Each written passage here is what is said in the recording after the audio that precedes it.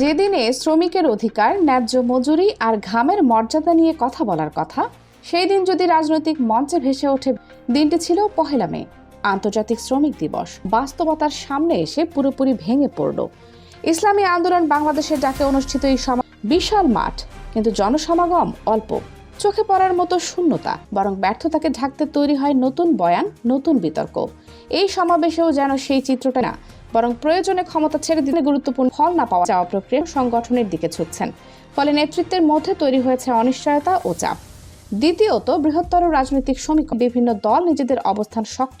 এই প্রেক্ষাপটে ইসলামী আন্দোলনের সাম্প্রতিক অবস্থানকে অনেকেই দেখছেন একটি কৌশলগত পদক্ষেপ হিসেবে, বিশেষ করে বড় রাজনৈতিক দলগুলোর সঙ্গে সম্পর্ক, ভবিষ্যৎ নির্বাচনের সম্ভাব্য সমন্বয়, এসব বিষয়ও এখানে ভূমিকা রাখছে বলে ধারণা করা হচ্ছে।